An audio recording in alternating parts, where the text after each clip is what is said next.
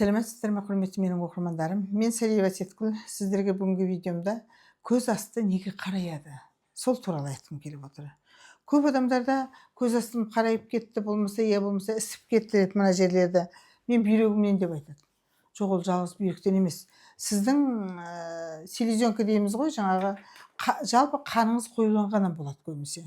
Қаныңыз, ол көз асты қараю ішкі құрылысыңызда да болады, бүйрегіңізден де болады. Тіптен бауырдың жақсы өт толып бауырдың ісініп жировой гепатез болуынан да болады.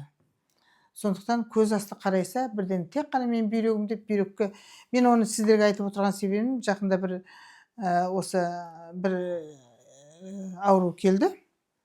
Көз астым қарайып тұрады деп антибиотик ала берген. Дәрігерге де бармаған, менің көзім асты қарайып тұрады, тен жаққан сияқты, астыда үстіде деп жаңағы өзі әйел адам жаңағы келіпті. Мен дейді бүйрегім ауырды, сондықтан мен жаңағы антибиотик алып укол салғыздым дейді. Көрдіңіздер ме, бізде бұның барлығы бізге антибиотикті пробасыз, дәрігердің нұсқауынсыз ала берген болмайды. Қазір бізде аптекадан алады да, өте жаңағы антибиотикті көп қолданамыз. Тамақ ауырса да қолданады екен, болмаса жаңағы дәрігерге бармай, өз бетінше қолдану, ол өте дұрыс емес. Сіздің көзіңіздің асты қараю қан қойылғаннан да қараяды. Сіз мысалы көп қимыл жасамайсыз, көп су ішпейсіз. Соның барлығынан қараю деген болады.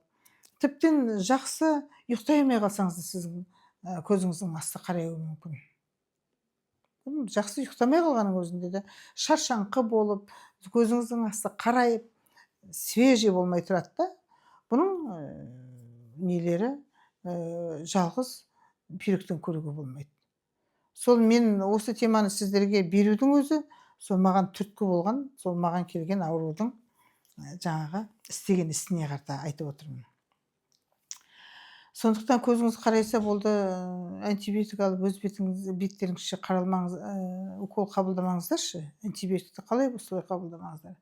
Тағы да маған біреу келді, мен дейді давление болып ауырамын, басыма жаңағы кавентон алдым дейді, активиген алдым дейді. Сізге дәрігер берді ма, невропатолог берді ма? Жоқ, берген жоқ. Мен өзім басым лықылдап тұрады, содан кейін кавентонды алып алдым дейді. Мінекей, бұл біздің сауатсыздығымыз. Сондықтан біз ондай дәрігердің нұсқауынсыз дәрі-дәрмек алуды қою керек, ұмытуымыз керек. Мүмкін сіздер ойлайсың шығарсыздар оқыған кезде, біз мысалы өйтпейміз, дәрігерге барамыз деп. Бірақ арамызда сондай адамдар бар болғандықтан әдейі айтып отырмын. Өйткені дәрігерге бару, тіркелу керек, тіптен участковыйға бару, өзің жергілікті жерге бару үшін тіркелу керек, одан кейін жаңағы бару керек, анализ тапсыру керек, оның бәрі бір жағы жарым жартылай болса да ақшасын төлеуге тура келеді. Сол ақшадан қашқаннан, одан да ол ақшаны анализ тапсырып бергенімше мен дәрі алып, өзім салғызып, еккізіп алғаным дұрыс дейді екен. Осындайды көріп мен кішкене жағамды ұстадым.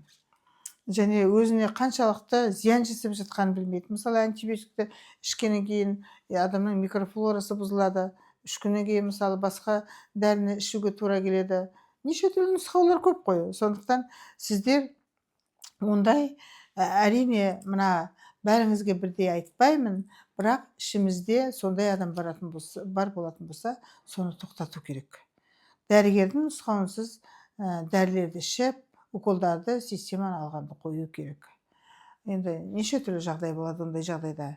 Қазір мысалы мен осы жақында ғана естідім, өзі дәрігер тіптен сефтрексон бір операция жасалып, кішігірім операция жасалып, сефтрексон салып, қайтыс болып кетіп жерлегенде. Сондықтан сіздер ойнамаңыздар, ойыншық көрмеңіздер. Оның бәрі пробамен істелінетін нәрсе. Мен сіздерге осыны көптен көп айтқым келеді. Маған биылғы келген адамдардың ішінде сондай ана дәріні ішем, мына дәріні ішем. Бұрын дейді, бір 10 шақты жыл бұрын осы аурудан ауырғам дейді. Сол 10 шақты жылы ауырғаннан кейін, сол кезде маған мына дәріні беріп еді, мен сақтап қойғам, сол дәріні іштім, бірақ көмегі болмады дейді.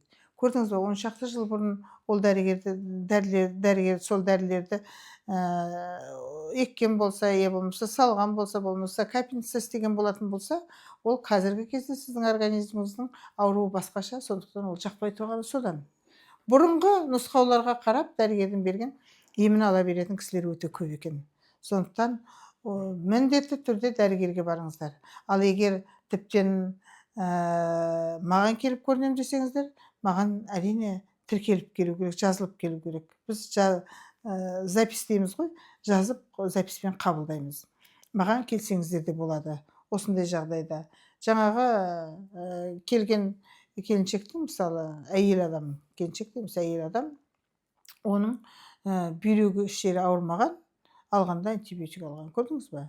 Оны әрине тазалап, ішкі құрылысын тазалап, қанын тазалап дегендей, жаңағы детоксқа отырғызып, әжептәуір емдегенде әп-әдемі жап-жақсы болып кетті.